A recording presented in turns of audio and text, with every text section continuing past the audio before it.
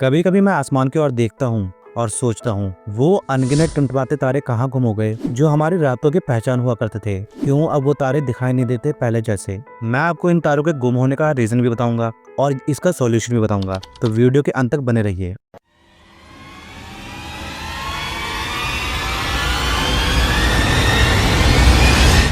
Number 1, इसका सबसे बड़ा कारण है रोशनी का प्रदूषण, जिसे हम लाइट पॉल्यूशन कहते हैं।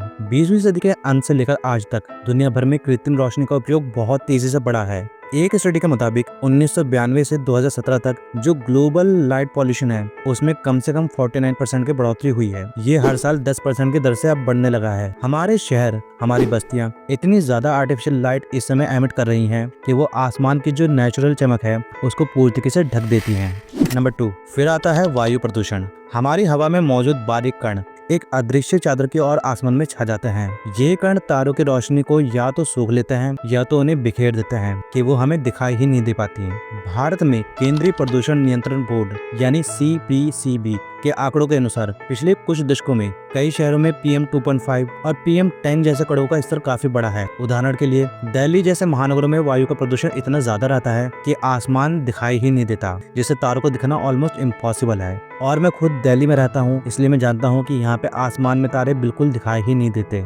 एक जमाना था जब रात का आसमान सचमुच तारों की अद्भुत गैलरी जैसा लगता था। 19वीं सदी में जब भारत में पहली बार कुछ शहरों से स्ट्रीट लाइट लगी, जैसे बेंगलोर में 1905 में पहली बार स्ट्रीट लाइट्स लगी, तब शायद ही किसी ने सोचा होगा कि एक दिन यही रोशनी तारों को हमसे दूर कर देगी। नाविक उन तारों को देखकर अपनी मंजिल तय किया करते थे और शायर अपनी नज़्मों में उनकी सुंदरता का बयान करते थे। लेकिन आज शहरों में तो तारे ढूंढने से भी नहीं मिलते। ये सिर्फ एक खूबसूरत नज़ारे का खो जाना नहीं है, लाइट पॉल्यूशन का असर हमारे स्वास्थ्य पर भी पड़ता है। रात में ज्यादा आर्टिफिशियल लाइट के संपर्क में आने से हमारी जो जैविक घड़ी है उसमें रुकावट आती है, जिससे नींद की समस्या, डिप्रेशन, यहाँ तक कि कुछ गंभीर बीमारियों का खतरा भी बढ़ सकता है। वन्य जीवन के लिए तो ये और भी बड़ी समस्या है। कई रात में सक्रिय होने वाले जीव जैसे पक्षी, कीड़े और समुद्री कछुए अपनी दिशा या प्रजनन चक्र के लिए चंद्रमा और तारों की रोशनी पर निर्भर करते हैं। आर्टिफिशियल लाइट उन्हें भ्रमित करती है, जिससे उनकी लाइफ पर काफी नेगेटिव इम्पैक्ट पड़ता है। लेकिन क्या हम लाइट पॉल्यूशन और एयर पॉल्यूशन को कम कर सकते हैं? जी हाँ, बिल्कुल कम कर सकते हैं। हम सबको इस दिशा में मिलकर कदम उठाना चाहिए। नंबर 1, जरूरत से ज्यादा रोशनी का उपयोग ना करें। जहाँ जरूरी हो वहीं रोशनी का इस्तेमाल करें। बेवजह जलती लाइट्स बंद कर दें। नंबर 2, सही प्रकार की रोशनी चुनें। ऐसी लाइट्स का उपयोग करें जो सिर्फ नीचे की ओर रोशनी दें, ऊपर आसमान की ओर ना फैले।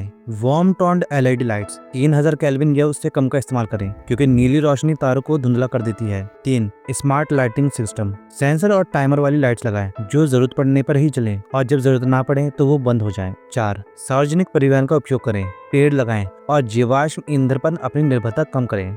इससे एयर पॉल्यूशन कम होगा। ये छोटे छोटे कदम आपको सुनने में थोड़े कम लग सकते हैं, लेकिन छोटे छोटे कदम ही एक बड़ा बदलाव लाते हैं। लेकिन क्या आप जानते हैं, एक और जरूरी चीज है जो हमारी सेहत को रोजाना प्रभावित करती है, वो है एक साधारण सा फल जिसे कहा जाता है सेब। क्या आप जानना चाहेंगे कि रोजाना एक सेब आपकी सेहत के लिए फायदेमंद क्यों है और क्यों इसको डॉक्टर रिकमेंड करते हैं कि रोजाना एक सेब खाने से आपकी सेहत हमेशा अच्छी रहेगी? अगर आप सेब के राज जानना चाहते हैं तो एंड स्क्रीन पे वीडियो मिलेगी, वो देख लीजिए। उसके अलावा इस वीडियो को लाइक करके चैनल सब्सक्राइब कर दीजिए।